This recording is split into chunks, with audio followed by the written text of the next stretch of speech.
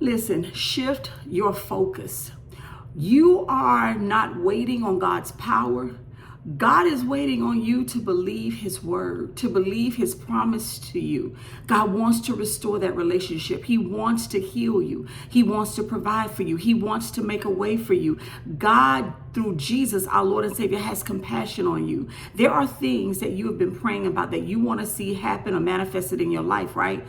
But God is waiting on you to believe his word. You are too focused on the problem, whereas God is focused on the power. When the Lord said to her, he had compassion on her and said to her, "Do not weep." Then he came and touched the open coffin, and those who carried him stood still. And he said, "Young man, I say to you, arise." That comes from Luke 7:13 through 14. And then Psalms 9 and 12 says, when he avenges blood, he remembers them. He does not forget the cry of the humble. God has compassion on us, his children. God wants to heal us. He wants to restore us, right? But we have to believe in the power of his word. I was reading Luke today, Luke 7. Luke 5 and Luke 7. And one of the things that, as I was studying, the Spirit brought to me is this. That Roman officer, who was not a Jew, he believed in the power and authority of Jesus' word. The woman, her son had died. Back in the Old Testament, right? A husband, if you lost a husband, your sons were the ones to carry on the family lineage and take care of the mother, right? Well, her only son had died. Jesus had compassion on her. What is the situation right now you're faced with? Some of you unemployment, some of you lack, some of you sickness and disease, some of you habits and addictions, some of you unemployment, some of you lack of resources, right? Do you not know that Jesus has compassion on you and he wants to bless you? God knows you're hurting. God sees your struggles. But what happens is we get so caught up in the problem and what society says and what those in authority says. And listen, those are facts. I'm not discrediting that. I'm not saying I'm this supernatural being, just believe. I am human like you. And I totally understand. There are people at the light company who supposedly has power and authority over your lives, whether they get cut off or not. There are people in the leasing office, in the mortgage agency, who has a power and authority to evict you or foreclose on your home. I'm not discrediting that. I have a mortgage as well. I have lights as well. But what I'm saying is, when God says, seek first my kingdom and all that you need will be added unto you. When God says, I will prosper everything that you put your hands to. When God says he is Jehovah Jireh, the Lord our provider, do you believe that? Or does the problem look so much bigger than the promise of God? Luke chapter 7 gives us two miracles back to back. Okay, the Roman centurion servant was sick. Jesus just spoke the word. That servant said, all you have to do, you don't even have to come to my house. Just speak the word from where you are. What did Jesus say? I have not seen such great faith in all of Israel. This man believed in the power and authority of Jesus' word. The widow's son raised from the dead. Jesus just spoke and he said, son, get up. He got up. Now, when we have a situation that we're faced with a crisis, what we have to do is remember the power of God's word and say, Lord, I know you said in your word that you would heal.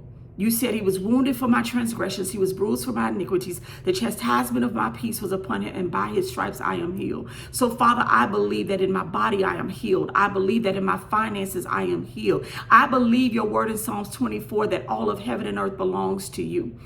But you also have to have, I'm going to give you the caveat to that. Even if he doesn't do it the way that you want him to, you still have to believe that his word would not return unto him void. I don't know who this is meant for. But listen, the widow didn't pray. She didn't ask. She didn't beg. She was just walking behind a coffin. The Bible says that when the Lord saw her, he had compassion on her. That means Jesus responded before she requested anything. He knows. If you read through the New Testament, you'll see where Jesus saw the thoughts of people. He answered the thoughts. Simon the Zealot, when Jesus, he was a Pharisee. Jesus was going to his house. Mary Magdalene was anointing Jesus' feet with her tears and wiping it with her hair. He said to Simon, This woman has blessed me more than you had. When I come in your house, back then, their feet were dirty. They had wore sandals, so their feet were dirty from all the dirt and the sand. So when Simon the Pharisee introduced Jesus into his house, or invited Jesus to his house, he should have washed Jesus' feet, but he didn't do that, right? But this woman, she anointed, she just had faith to believe. I don't know, again, I say to you this. We're coming up on, today is the first of the month. Many people have rent due. They have things that are pressing for them this week. Jesus can heal it all. Heal it all. Because Simon was thinking, if Jesus knew that this woman was a sinner, if he was really a prophet, he would know, or the Son of God, and he would know this woman is a sinner. Jesus don't cast us away because of who we are, what we've done. All we simply have to do like her is have faith. The woman with the issue of blood just had faith. She walked up and she said, if I could just touch the hem of his garment. Jesus is the word made flesh. Will you believe the word this week for the miracle that you need in your life? Will you simply believe the word? Jesus just sent me. I believe that the Spirit sent me to minister to somebody. You have something pressing this week that you need God to intervene on, that you need God to do, that is super important. That if he doesn't show up, has the ability to maybe destroy some things in your life. Can I pray for you? Father God, we come before you this moment, Lord God, just thanking and praising you for this day that you have blessed us to see. Father God, I say none of me and all of you. Use my mouth to speak into the lives of those on the other end of this video that is in need of desperate help, Father God, like that widow woman whose son had died, like the woman with the issue of blood who had been bleeding for 12 years and did everything she could to get better, and she could not. I am asking you right now in this moment, God, I know that you are the Lord of heaven's army. You are the Lord of hosts. You are Jehovah Jireh, the Lord our provider. You are Jehovah Rapha, the Lord our healer. I know that you promised in your word everything we put our hands to will prosper and succeed. And I know that it's hinged on our obedience, Father. There are things that you just do, like the woman behind the coffin. She didn't pray. She didn't beg. Jesus, you simply had compassion. And I know that even now, over 2,000 years after, you are still showing compassion, mercy, and grace to us, your children. Right now, somebody on the other end of this video is struggling, Father God. They are hurting. They believe that you exist. They believe in you, but they don't believe your word because we look in the natural, Father. And I'm asking right now, Father, in this moment that you would bring peace and comfort to their hearts. Help them this week, Father, in whatever it is that they need. Some have pressing court and legal situations. Some have habits and addictions that they've been praying time and time again, and it looked like that habit they can't shake the habit. I know that you can speak to that, Jesus. You are not limited by time and space.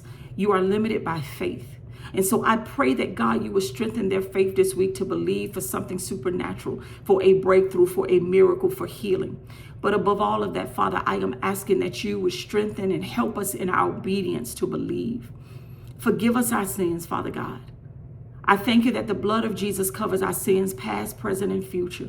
And so right now in this moment, some right now, God, are struggling to believe because they feel like they've been praying time and time again, and you haven't done anything. So they're discouraged and they want to walk away. They want to throw in the towel. But I pray right now that, God, by the Spirit, you would arrest that person. I see the comments, God. And above what I see, I know you even see the comment before they even jotted it down.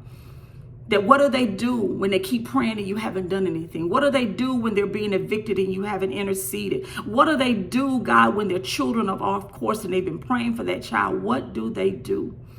I am asking you, Father, because I know that your word is real. I've seen you do things in my life. I have seen you heal me. I have seen you deliver me. I have seen you fight court cases for me that I didn't even have to pay the debt that was owed. I have seen you cover for me my rent, God. I was unemployed for 3 months.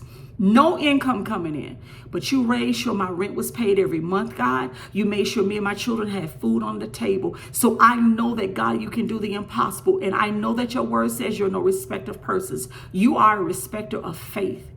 In the New Testament, Jesus, you said, daughter, your faith has healed you. You always said, go, your faith has done this. The 2 men that brought their friend, the paralyzed friend on a mat, they tore off the roof to get to you. You saw their faith. And so I'm asking right now, Father, I'm touching and agreeing with my brother and sister who has a need. Meet them at their need, Father.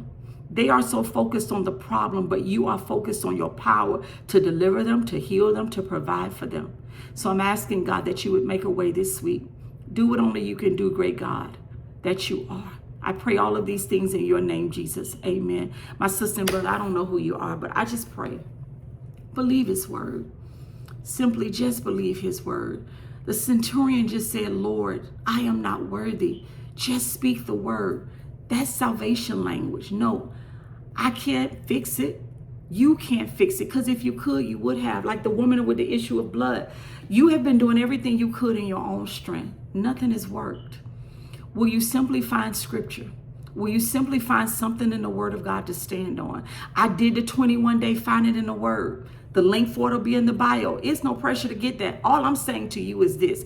It is full of scripture for you to read, to stand on when you have problems. But even if not that, find a scripture this week to stand on concerning your situation. There is your situation in the Bible. There is a promise that God has already given you for whatever you are facing. I promise you that. Nothing you are facing, God cannot handle. God has the power to do it. Will you believe in faith? Faith is the substance of things hoped for, the evidence of things not seen. You don't see how God can do it, but he can. He can deliver you. He can pay that rent. He can pay that mortgage. He could touch the heart of an employer to hire you. He could touch the heart of an employer that wants to terminate you. He can touch the heart of people who are coming against you. Spiritual warfare is real. The enemy uses people to come against his children. But will you believe? Even if, like that Roman officer who didn't necessarily believe like the Jews believe, he was a Gentile. But Jesus, by his faith, he believed, and Jesus healed his servant. Will you believe God today for something supernatural? I will touch and agree with you. Drop down in a comment one thing, just one thing that you'll believe in God for that's pressing this week. And I'm going to come together with you. Matthew 18, I believe it is. Where 2 or 3 are gathered in his name, he is in the midst. Will we touch and agree on anything on earth, God will do it. Let me touch and agree with you, my sister and brother. You all be blessed.